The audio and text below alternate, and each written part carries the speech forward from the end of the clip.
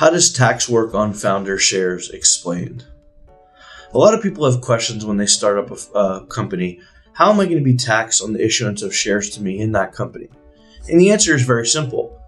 If the value of the shares you receive exceeds the amount of money that you pay for that stock or those shares, then you will have taxable income equal to that difference. So let's simplify that and just use a quick example. Let's say I'm receiving 2 shares of stock in a corporation. The value of those 2 shares in the market is $2. So the fair market value is $2. I will have zero income tax if I pay the corporation issuing the stock to me $2. If, on the other hand, I pay $0 in cash and I just perform services for the same stock, then I will have $2 worth of income to me.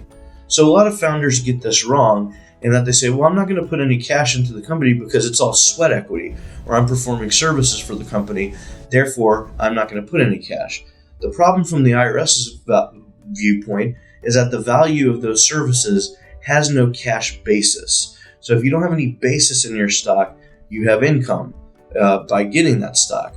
So from that perspective, it's really important that founders find a fair market value, set the price, and then pay that price.